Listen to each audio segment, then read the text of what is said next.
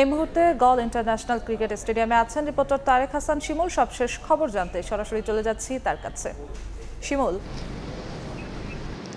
ইতিবাচক একটা মানসিকতা আমরা দেখেছি নাজমুল হোসেন শান্ত যখন প্রেস কনফারেন্সে কথা বলছিলেন তার মাঝে রয়েছে, তবে আসলে মাঠে বল গড়ানোর পরে সেটা আসলে কতটুকু থাকে সেটা দেখার বিষয়। কারণ শ্রীলঙ্কার বিপক্ষে যদি আমরা টেস্টের ইতিহাস দেখি সেক্ষেত্রে কিন্তু সুখকর নয়। তাছাড়া যদি স্পেশালি যদি বলি শ্রীলঙ্কার মাটিতে, সেই ক্ষেত্রে কিন্তু আপার হ্যান্ডে অবশ্যই স্বাগতিকরা থাকবে। লং হিস্ট্রি টেস্ট ক্রিকেটে তাদের রয়েছে, এবং কি বাংলাদেশের যে বর্তমান দলটি রয়েছে, একটা প্রশ্ন এসেছিল শান্তর কাছে যে আসলে বাংলাদেশ এখন পর্যন্ত সাকিব কিংবা তামিম তাদের রিপ্লেসমেন্ট খুঁজে পেয়েছে কিনা। শান্ত যেটা বলছিলেন যে তারা অনেক আগেই দল থেকে চলে গেছেন, সো যারা তাদের পরিবর্তে খেলছে তারাও প্রায় 2-3 বছর ধরে খেলে ফেলেছেন। সেই জায়গা থেকে তাদের উপর আস্থা রাখতে চান এবং এই দলটা নিয়ে তিনি বেশ সন্তুষ্ট এবং তাদের কাছ থেকে দায়িত্বশীল ইনিংস প্রত্যাশা করছেন। শান্ত যেটা ম্যাচ পূর্ব প্রেস কনফারেন্সে কথা বলছিলেন তখন এই বিষয়গুলো জানাচ্ছিলেন। পাশাপাশি মিরাজের একটা আপডেট দিয়েছেন তিনি আগের থেকে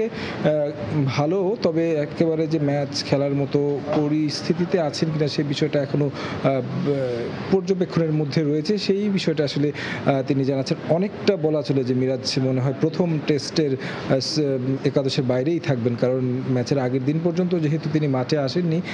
আমার পেছনেই কিন্তু আপনারা দেখতে পাবেন যে বাংলাদেশ দল অনুশীলন করছে মূল মাঠ, যেটি মূল মাঠের পাশেই গা গরমের কাজটি করছে। কিছুক্ষণ আগে মাঠে এসে শান্ত তার যে ম্যাচ পূর্ব যে আনুষ্ঠানিকতা, সেই আনুষ্ঠানিকতা সেরেছেন, কথা বলেছেন গণমাধ্যমের। পাশাপাশি ট্রফি আনভেলিংয়ের যে বিষয়টি ছিল সেই ট্রফি আনভেলিংয়ে অংশ নিয়েছেন।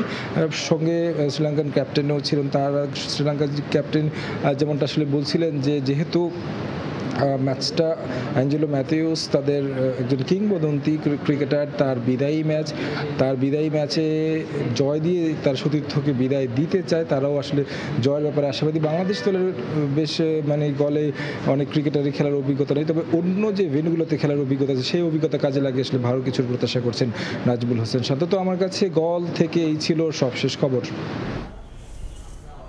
শ্রীলঙ্কা থেকে সরাসরি যুক্ত হয়েছিলেন সহকর্মী তারেক হাসান শিমুল।